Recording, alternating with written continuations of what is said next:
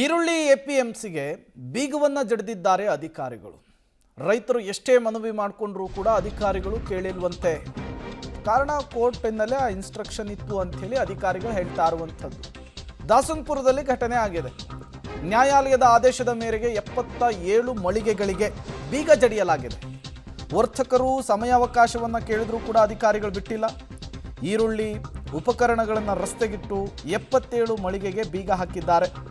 APMC ಕಾರ್ಯದರ್ಶಿ ದೊರೆಸ್ವಾಮಿ ನೇತೃತ್ವದಲ್ಲಿ ಈ ಕಾರ್ಯಾಚರಣೆ ಆಗಿದೆ.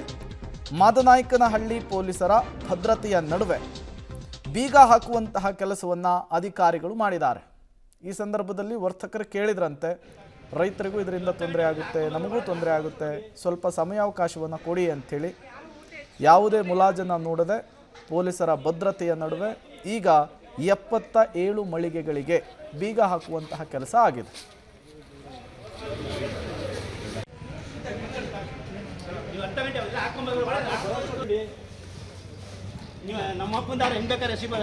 ಗಾಡಿ ಬಂದು 3-4 ದಿನ ಆಯಿತು, ಬಟ್ ಸೇಲ್ಸ್ ಆಗಿಲ್ಲ. ಅದಕ್ಕೋಸ್ಕರ ನಮಗೆ ಗೊತ್ತಿಲ್ಲ. ಅವತ್ತು ನಿನ್ನೆ ಅನೌನ್ಸ್ ಮಾಡಿದ್ದಾರೆ, ಆಚೆಗೆ ಎತ್ಕೊಂಬಿಡಿ ಹಿಂಗೆ ಅಂತ ಅಂದ್ಬಿಟ್ಟು. ನಮಗೆ ಯಾರೂ ಸಿಕ್ಕಿಲ್ಲ. ಸರಿ ವ್ಯಾಪಾರ ಆಗಿಲ್ಲ ಇನ್ನೇನು ಅಂದ್ಬಿಟ್ಟು ಈಗ ಬಂದರೆ ಏಕಾಏಕಿ ತೆಗೆದು ರೈತರದು, ನಮ್ದಲ್ಲ. ನಮ್ಮ ಅಪ್ಪಂದಾಗಿದ್ರೆ ಏನೋ ಇದು ಮಾಡ್ಬೋದು. ರೈತರ ಮಾಲದು ಹೆಂಗೆ ಬೇಕಂಗೆ ಎಸ್ತರೆ ನಾವೇನು ಇದು ಮಾಡೋಕ್ಕಾಗೋದಿಲ್ಲ. ಅದಕ್ಕೋಸ್ಕರ ಎಲ್ಲ ಅವರೇ ಇದು ಮಾಡಿ ಅವರೇ ಎತ್ತಿ ಹೆಂಗೆ ಎಸ್ತಿ ರೈತರು, ಬಿಜಾಪುರ ರೈತರು ಶಿವಾನಂದ ಪಾಟೀಲ್ ಇದಾರಲ್ಲ, ಅವ್ರದೇ ಇದು ಈರುಳ್ಳಿ. ನ್ಯಾಯ ಆದೇಶ ಇದೆ ಅಂತ ಅಂತಾರೆ. ಇಲ್ಲಿ ವ್ಯಾಪಾರ ಮಾಡೋರಿಗೆ ತೊಂದರೆ ಕೊಡ್ತಾರೆ. ನಾವು 8 ವರ್ಷದಿಂದ ವ್ಯಾಪಾರ ಮಾಡ್ತಾ ಇದ್ವಿ ಸರ್. ಇಲ್ಲಿ ನಮ್ಗೆ ಬಾಡಿಗೆ ಗಿಡಿಗೆ ಎಲ್ಲ ಅಪ್ಡೇಟ್ ಕೊಟ್ಟಿದ್ರು, ಈ ತರ ಇದು ಮಾಡ್ತಾ ಇದ್ರು. ಈಗಾಗಲೇ ತಮಗೆ ಗೊತ್ತಿದೆ, ಲಾಸ್ಟ್ ಟೈಮ್ ಕೂಡ ವರದಿ ಮಾಡಿದ್ರಿ. ಸೊ ದಟ್ ಮುಂದುವರೆದ ಭಾಗವಾಗಿ ಈಗ ಅವತ್ತು ನಾವೇನು ಬೀಗ ಹಾಕೊಂಡಿರಲಿಲ್ಲ, ಆ ಶಾಪ್ಗಳನ್ನ ಇವತ್ತು ಬೀಗ ಹಾಕೊಂತೀವಿ. ಮೊನ್ನೆ ನ್ಯಾಯಾಲಯದ ಆದೇಶ ಅನುಷ್ಠಾನ ಮಾಡತಕ್ಕಂಥದ್ದು ಮುಂದುವರೆದ ಭಾಗವಾಗಿ ಇವತ್ತು ಉಳಿದಂಥ ಶಾಪ್ಗಳನ್ನ ಬೀಗ ಹಾಕೊಂತೀವಿ. ಸಾಕಷ್ಟು ಸಮಯ ತಮಗೂ ಗೊತ್ತಿದೆ.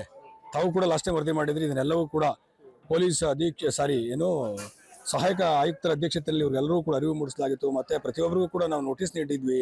ಎಲ್ಲವೂ ಕೂಡ ನಿಯಮಾನುಸಾರವಾಗಿ ಮಾಡಿ ಇವತ್ತು ವಶಕ್ಕೆ ತಗೋತಾ ಇದ್ವಿ.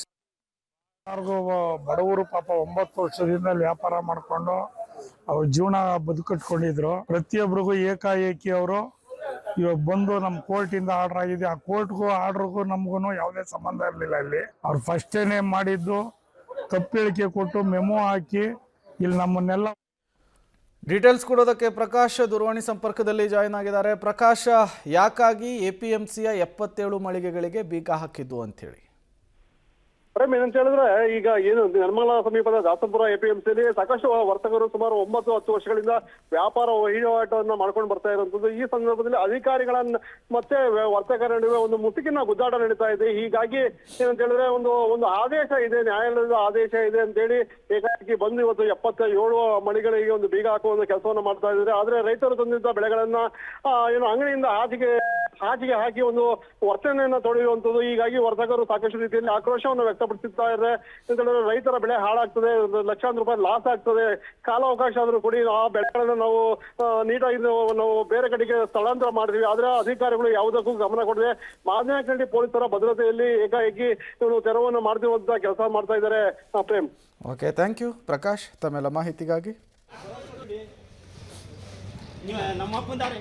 ಮಾದನಾಯಕನಹಳ್ಳಿ ಪೊಲೀಸರ ಭದ್ರತೆಯ ನಡುವೆ ಈರುಳ್ಳಿ ಎಪಿಎಂಸಿಯ 77 ಮಳಿಗೆಗಳಿಗೆ ಬೀಗ ಹಾಕುವಂತಹ ಕೆಲಸ ಆಗಿದೆ. ನಮಗೆ ಸಮಯಾವಕಾಶ ಬೇಕಿತ್ತು, ಇದರಿಂದ ತೊಂದರೆ ಆಗ್ತಾ ಇತ್ತು ಅಂಥೇಳಿ ವರ್ತಕರು, ರೈತರು ಮನವಿಯನ್ನು ಮಾಡಿಕೊಂಡಿದ್ದಾರೆ. ಆದರೂ ಕೂಡ ಕೋರ್ಟ್ನಿಂದಲೇ ಸೂಚನೆ ಇದೆ, ಕೋರ್ಟ್ನ ನಿಯಮವನ್ನು ನಾವು ಉಲ್ಲಂಘಿಸೋದಕ್ಕಾಗಲ್ಲ ಅಂಥೇಳಿ ಈಗ ಅಧಿಕಾರಿಗಳು ಈ ರೀತಿಯ ಕೆಲಸಕ್ಕೆ ಮುಂದಾಗಿರುವಂಥದ್ದು.